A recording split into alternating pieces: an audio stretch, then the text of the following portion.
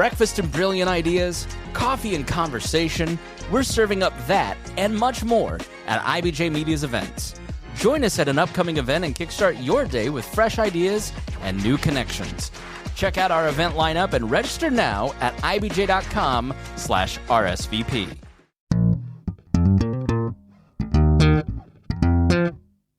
This is the IBJ podcast for the week of February 16th, 2026. I'm Leslie Weidenbender in this week for Mason King. Welcome back to the podcast. IBJ recently launched the Deal newsletter, which is written by reporter Susan Orr and is a collection of news about venture capital, mergers and acquisitions, private equity, and government contracts, as well as the people who make those deals happen. The Deal is free, comes out every Friday morning, and you can sign up at ibj.com. I recently contributed to the Deal with a Q&A with Aaron Schacht, the CEO of Fishers-based BiomEdit. The company spun out of Elanco Animal Health a few years back and has been developing ways to supercharge the naturally occurring bacteria in the gut of animals so they can improve their health. And I promise that Aaron explains that much better than I do. I interviewed Aaron because in 2025, a year in which many startup companies struggled to raise money, BiomEdit closed an $18.4 million Series B round. I wanted to learn about why BiomEdit was successful in such a tough year for VC.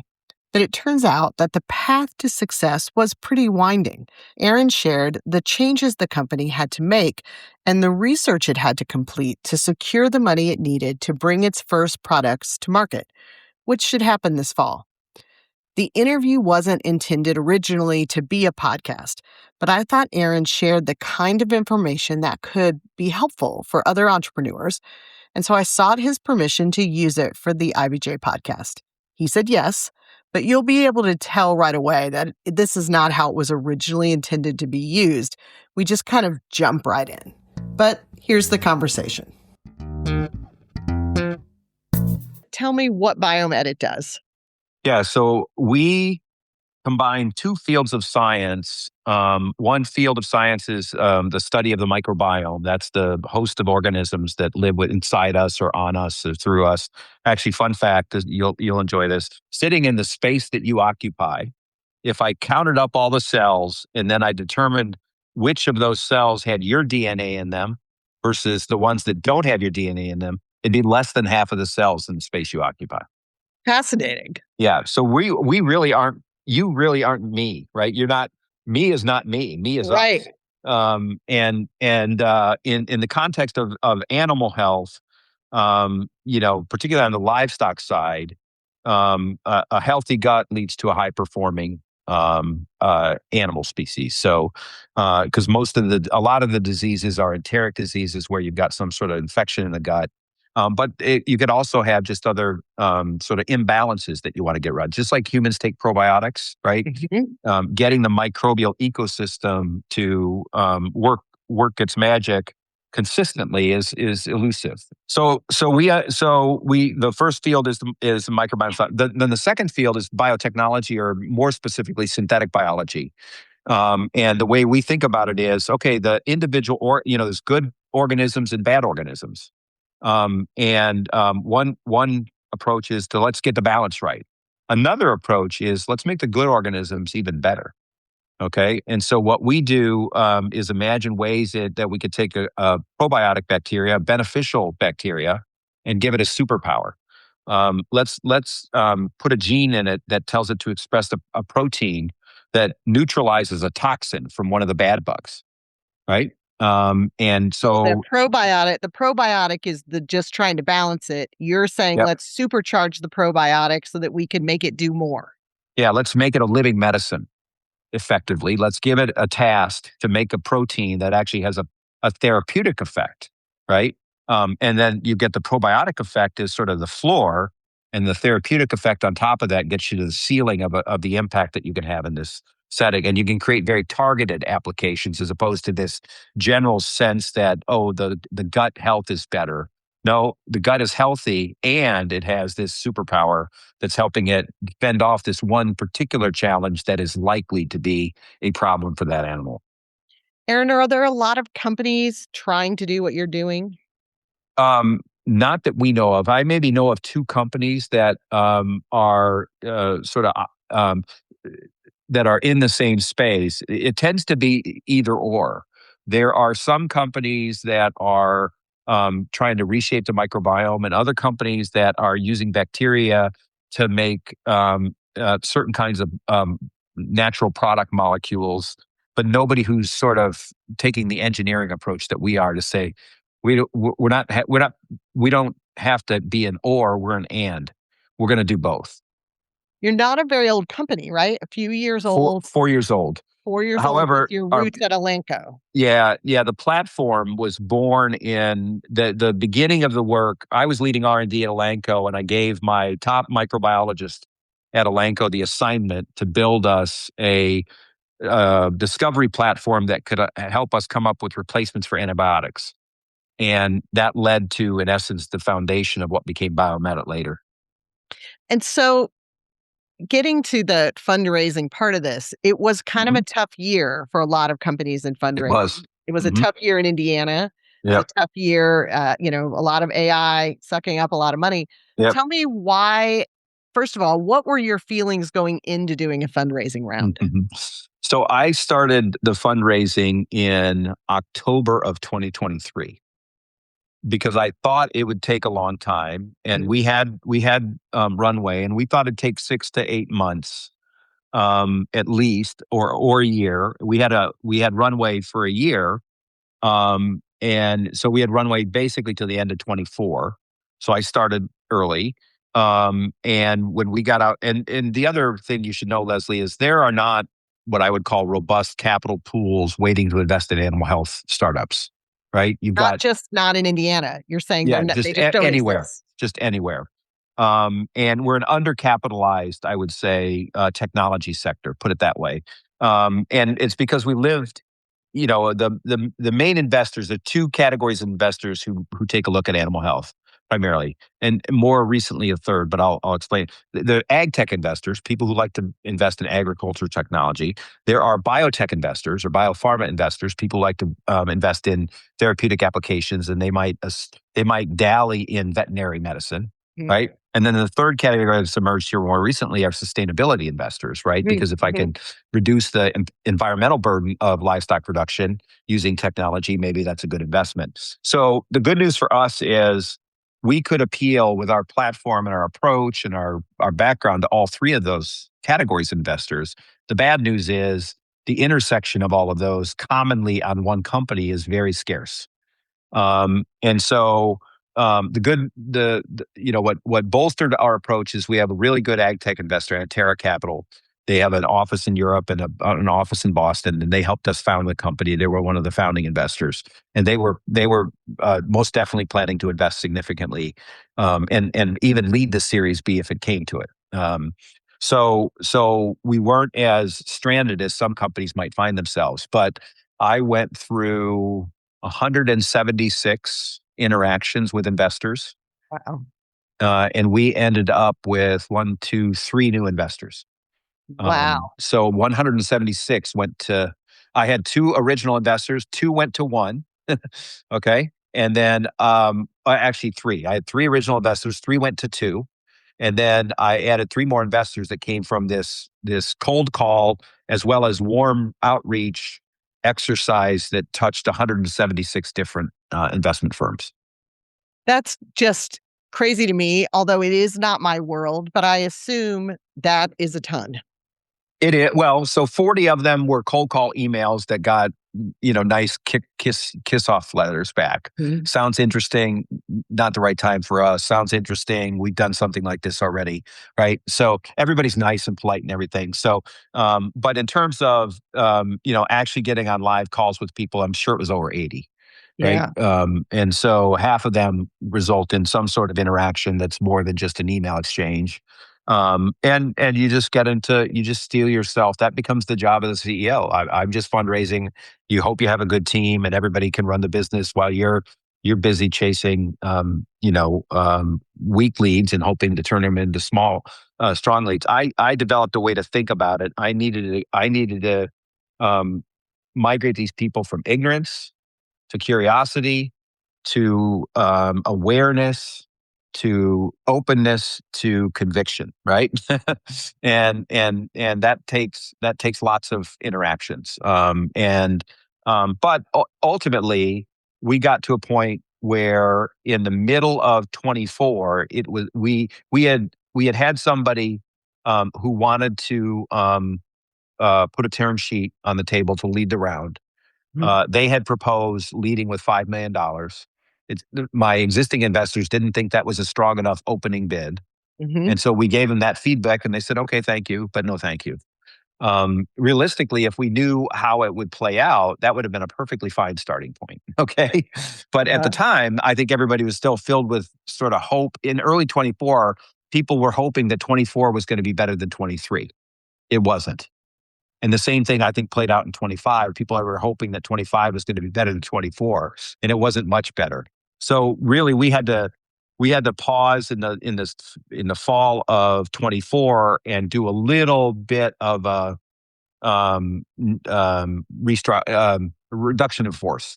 We had to basically ask hard questions. One for saving money. We needed to get rid of some people so that we didn't have to pay their salaries so we could extend our runway. And the other is it was probably time. We were a 3-year-old company, 3.5-year-old company by now. There were some things that we did when we started the company that we thought would be more relevant than they'd proven to be. And so some pruning was necessary. So we did some pruning.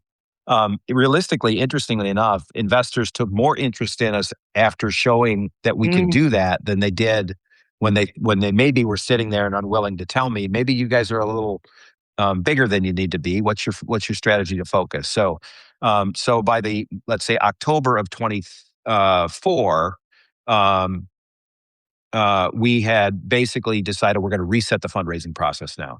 We'd gone through we worked through our pipeline and narrowed it down to the products that we thought we were going to, be focused on. We had a crisp story around that. We cleaned up the business, so to speak, a little bit. And we sort of started fresh with a much smaller group of interested parties. And ultimately, we got a second investor to commit, and then 2 others fell into place right after that. I feel like I have 10 questions after that explanation because it's so interesting. First of all, let me ask, how much did the company change? How did you go from how many employees to about how many? We were at about 32 and we went down to, we were at 34. We had 2 open positions and then we ended up at 25. So we basically eliminated 9 positions, 7 people, and ended up back at 25. And sounds like you also kind of narrowed the products that you were talking to investors. Yeah, I mean, there was some natural science playing out that said, "Hey, this idea is not as promising as we thought it was. Let's park it." There were other things that developed and came to a useful stopping point. We could always restart them again if we had money, right? But we really had to focus down on the good things that we had that were a match for the resource base that we had. And then do you feel like that process made you a stronger company moving forward, or do you no question. Okay, tell me no about question. Well, I mean, I think, look, there were some people who, when we started, things were getting, it wasn't certain. When it wasn't certain that raising money was going to be as easy as the CEO told everybody it was going to be. We had some people sort of raise their hands, say, "Hey, this is not the life for me. I thought this was going to be, I want to work for a big company, or I want to go to a more stable." So we had some natural volunteers, and then we had some folks that were more administrative in nature. And the wonderful people, they were perfect people to be there in the early days of the company getting it stood up. But now that we were up and running, we were just kind of trying to figure out what they would do and give them stuff to do so they stayed busy. Well, no, just don't do those things, right? And so I think what happened is the ones who were committed and serious, they basically showed up and said, "We're here for the long haul. Let's get this done." And the ones who were either not core to our mission or not up for it, right? Those are the ones where we did some changes. That's fascinating. Yeah. And so then it took, sounds like 6 months, 7 months? So October. So what happened is we had gathered around a group of people, and what they really wanted to see, what they wanted confidence in to go ahead and commit their money, strong interest, but wanted to commit their money. And I would say we probably had 5 or 6 in that category. And they wanted to see the results of some studies that we were going to be running in December on our lead product. And the lead product, is a first of its kind. It's an engineered bacteria that expresses these biomolecules that neutralize toxins that cause this disease in chickens. And we had pioneered a regulatory path. So it was amazing what the team was able to accomplish in figuring out the regulatory path and working with the USDA to create a path. Say that, for Yeah. someone like me who Yeah. isn't really experienced, what you're saying Right. is because it's kind of a whole new product, a whole new Yeah. research, Kind of product. you had to work with them to Yeah. figure out how it would be reviewed and approved. Yeah. Is that right? Yeah, exactly right. Yep. So we had to negotiate with them what the requirements were to take this new technology that there was no precedent for and make it available as a product. And so we were pioneering alongside them. Now they had ways to think about how they do things in other product categories and apply those to this space. But the devil's in the details when you get down into it. Sure. So we had navigated and really progressed all of that. The certainty around a regulatory path was very clear. That was one of the big questions. The question around the product was, we know that it reduces mortality in chickens, but in a lot of cases, this disease presents itself and doesn't kill chickens. So if the chickens just get sick and live and they don't produce as well, then this product's really, I'm buying insurance against something I may not experience. Tell me that this is a tool I can use all the time. And so we believed it was based on its mechanism, and we just had to show it. We can't go into commercial settings and prove it in the real world, but we could simulate commercial trials in a contract research organization. And so we ran trials that basically would be the dose that we were narrowing in on, used in the administration method that we had determined was the best way to administer it. Now put it in this commercial-like setting and show us that you can do more than reduce mortality. And that's exactly what we were able to do. And That's so amazing. it was very relieving because we hadn't had full evidence of it prior to that. And we were in the fishbowl. Everybody's watching and waiting for this data. So we shared that data with investors at beginning in January.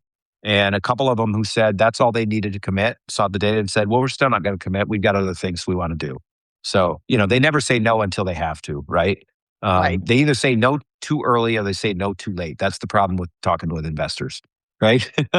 Yes. But you can't take it personally. I said to the team, it's like weather, right? We're going to go play a football game and it's raining. You still got to go play the game, right? Yeah. We'd love it to be sunny and 65 degrees and, but it's not. It's just that's not the season we're in, so we're just going to have to deal with it. But we did gather conviction of a second investor. Then they made a commitment, and then we were able to get 2 others to sort of, then it was, we had 13 and a half of the 15 target committed. So 15 was the target. 15 was the target, and we ended up raising 18.4. Yeah. But one of the things we did is I reached out to colleagues, friends, trusted people, and gave them an opportunity to invest directly in the company as well as part of that. So Nice. and everybody on my management team invested as well, and that was So they were part of the round. Yeah. Yep. I was part of the round. My executive team all invested. Even one of my 2 of my former execs that left still invested. I gave them the opportunity to invest as well. So, and we have a lot of people in Indiana who invested directly. So there was I would call it the 5th investor was that pool of people who wrote individual checks. So can you tell me, maybe you can't, about how much that part of it was? So 13 and a half, 15 and a half, it was about 2.5 million. Let's take a break to hear from our sponsor. This is the IBJ podcast. Taft, today's modern law firm. With more than 800 attorneys in 8 primary Midwest markets and the District of Columbia, we provide solutions to the business issues facing middle market and emerging companies alike. We do this through a highly collaborative and inclusive team approach. Taft, the modern law firm. To learn more, visit taftlaw.com. Spring is coming, and that means it's time to bring your backyard back to life. At Indie Grills, we design and build custom outdoor living spaces that turn your patio into the best room of the house. From stamped concrete patios to cozy outdoor fireplaces to fully custom outdoor kitchens built for grilling, gathering, and entertaining, we do it all. We handle everything from design to build, and we're known for doing it one way. Built fast, built right, on time, and on budget. So before summer fills up, start now. Visit IndieGrills.com and schedule your outdoor living consultation today.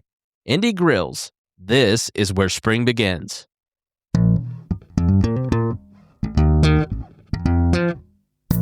We're back on the IBJ podcast with Aaron Schacht, the CEO and founder of BiomEdit, an animal health startup that raised $18.4 million last year. In this next part of the conversation, he talks about the grants he's secured for research and why that non-dilutive capital is so valuable. And he goes into more detail about fundraising and his advice for others. You also raised or found, I don't know quite what the right word was, but some non-diluted money. Yeah. You found some grants, et cetera.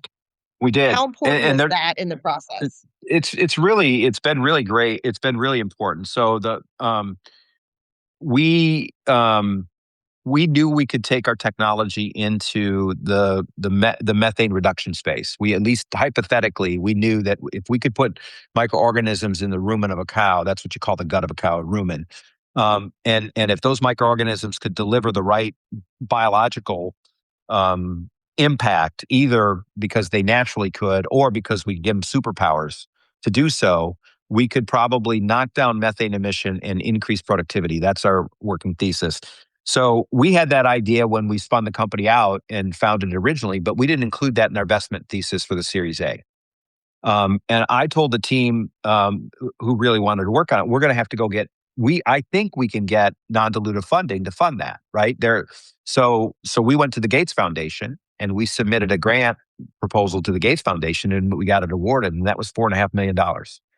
And then we took that same program and that probably covered about 70% of what we were going to spend money doing, and we were going to fund the other 30%.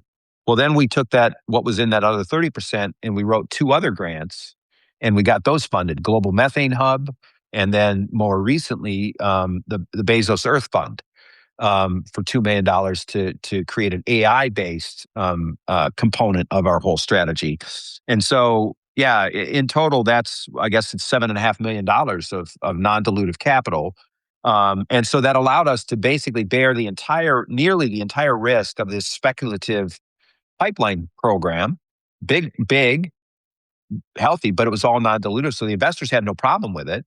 If something came out of it and it added value to the company, that was like free for them, right? Is the way they look at it. And then, of course, the Gates Foundation, Bezos, they just want to see, top scientists working on problems that they want to put their money to work on. So it all worked out nicely. We've written a couple of other grants as well. And what the grants have allowed us to do is to actually bring people on board, have their compensation covered by the grant. And then as they turn into coveted employees, we keep them. We basically end up keeping them. And so it's a way to sort of kick the tires on some new hires.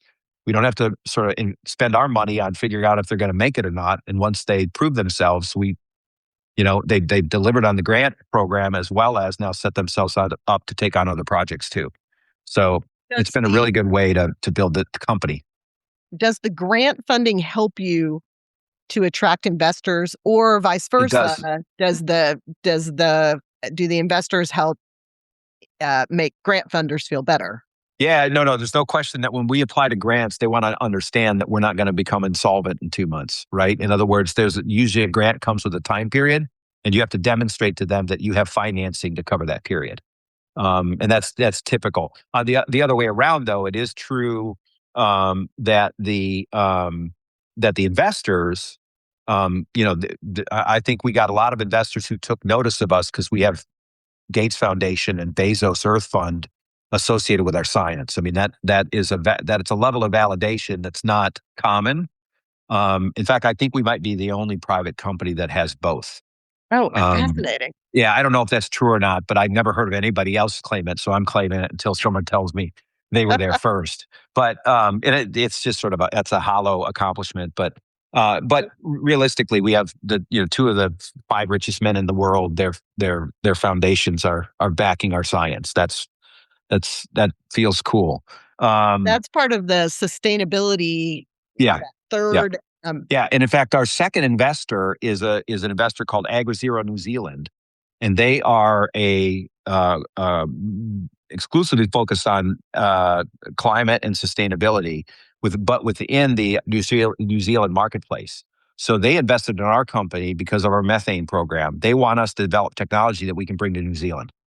Fascinating. So okay, tell me now. Now that you've raised money, and what is that going to help you do, and how much runway does that give you? Yeah. So when we closed the round in July of last year, the $18.5 to $18.4 million would keep us whole. Our cash runway would be to Q1 of 2027. Okay. So not a lot of runway. We burn about $900,000 a month. So 18 months. That's basically the picture there.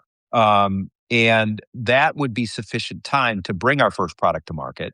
And that's the poultry product. Yeah, that's BE101. Yep, that's the poultry product. Advance our methane program.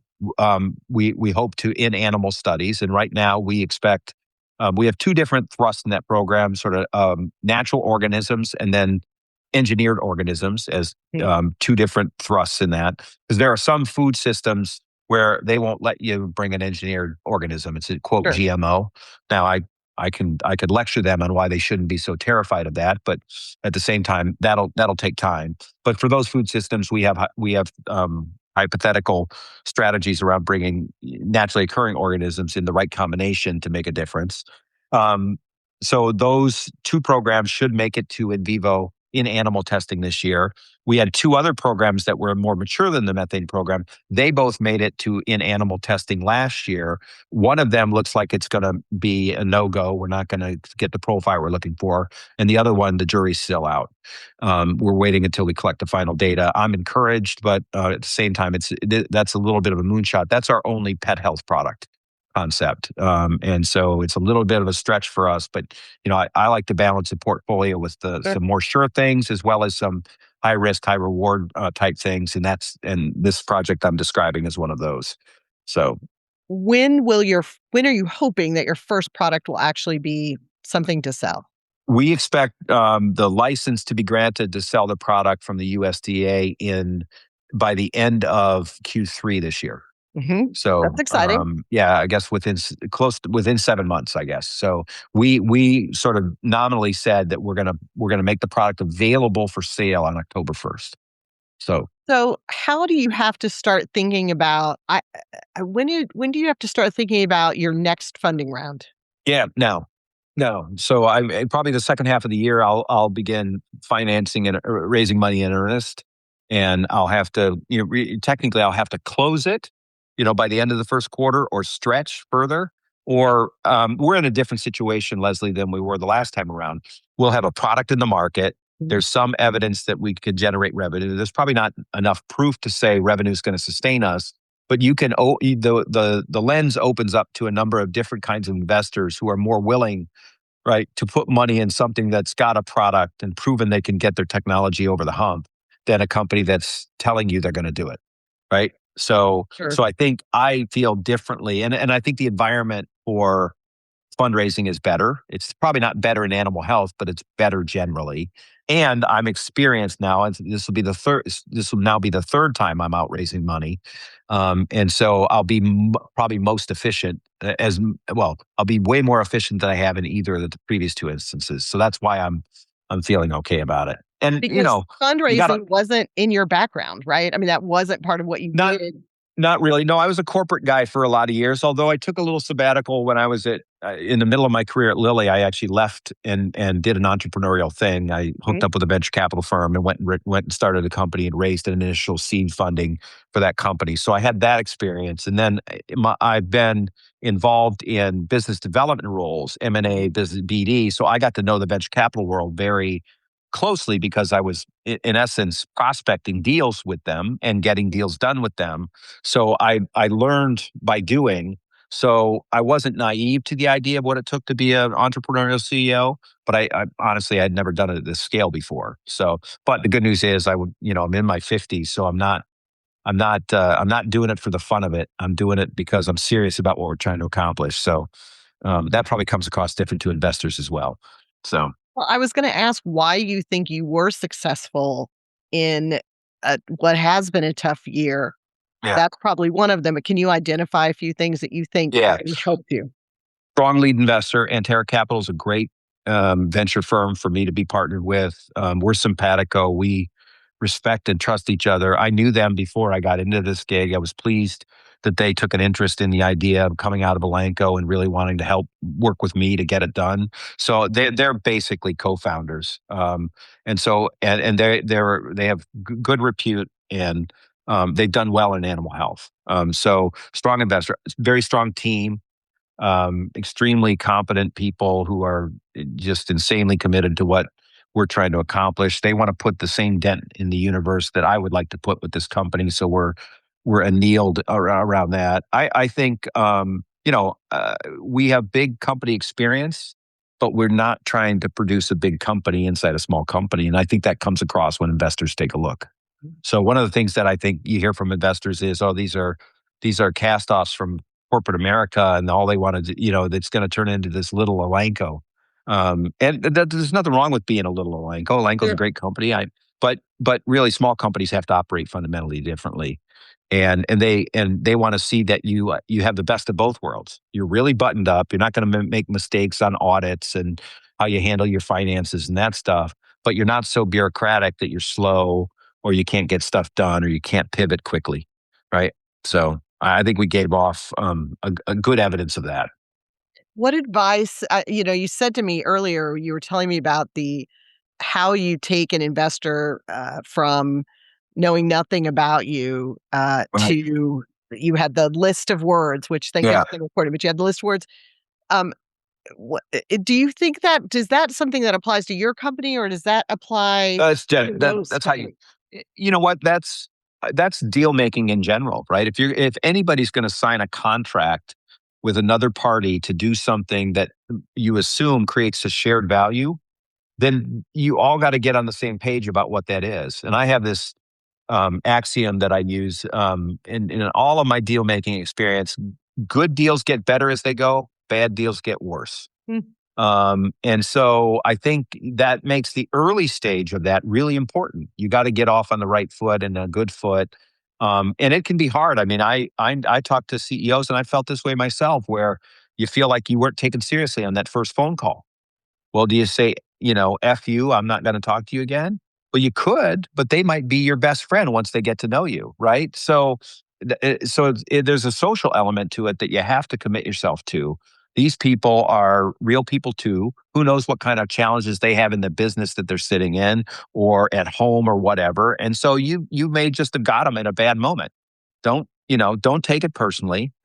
Pick yourself up, dust yourself off, throw you back. If you think they are, and so I, actually a couple of companies, I chased them repeatedly, and I didn't beg them, but I basically said, look, I think this is a fit. I hope you trust me long enough to find out. Now, two of them were companies that said they had a strong interest in seeing our data and then walked away. Right. So, but now I look back at what's going on with those firms since then, and I'm like, oh, maybe I dodged a bullet. Right. So, you just got to keep an open mind, and I think it is a social exercise. You gotta work with people to get stuff done in complex settings. And if you think it's just a speed dating exercise, you'll never get a date. So, do you have any other, that was great. Do you have any other thoughts or advice for people for other entrepreneurs as they're headed out to try to raise money over this next year? Start early. Stay at it. Get secure your base. In other words, if you have some investors who like you now, make sure they stay liking you, right? Because I think people can tell when you're in trouble. And it's hard to get them to take you seriously if they think your current investors are worried that you're not going to make it. So you got to keep your current base shored up and advocating on your behalf. And the folks at Brett Wong, my partner at Antera, I mean, he was in the fundraising as much as I was. And some people don't want that or don't like that. I don't know how you could do it in this environment without at least one of your investors helping you try to get it done. So make sure you shore that up first before you ever get out there. Because if one of your existing investors gives any signal of ambivalence about what you're doing, it's probably over. So, so you just got to keep that shored up, and it's got to be based on real stuff, right? Because if you try to fake it until you make it in fundraising, you won't make it. Aaron, thank you so much. I mean, this really has been an incredible conversation. I'm actually getting ready to head home, and I'm looking forward to telling my husband about it. So, cool. Great. Well, great conversation. Thanks for giving me the chance to talk about it. Thanks to Aaron Schacht for giving us a peek inside BiomEdit's fundraising round. You can find similar conversations and information in IBJ's The Deal. Go to ibj.com to sign up for the free weekly newsletter. And if you have a deal we should know about, send it to Susan Orr at sorr@ibj.com. Again, you can email that kind of information to Susan Orr at sorr@ibj.com. You can also sign up for newsletters covering life sciences, politics, real estate, and our northern suburbs. We also send a free daily newsletter packed with the latest news. And of course, you make sure that you are signed up for Mason King's 8 at 8 newsletter, which delivers the stories you need to start your day directly to your inbox. Thanks for listening to the IBJ podcast. Mason King will be back next week. Stay ahead with Inside Indiana Business Radio on Demand, your go-to source for the latest business news across the Hoosier State. Join hosts Gary Dick and Alex Brown every weekday morning and afternoon for concise updates on Indiana's top business stories. Subscribe now on your favorite podcast app or listen at ibjpodcasts.com. The IBJ Media Podcast Network is the soundtrack of a growing state. Indiana is on the move, and you can hear it happening on the IBJ Media Podcast Network. We bring you the voices at the center of our economy, our courts, our companies, and our communities. Subscribe now and be part of the conversation that's building Indiana's future. Find all of our shows by searching IBJ Media in your podcast app or visit ibjpodcasts.com.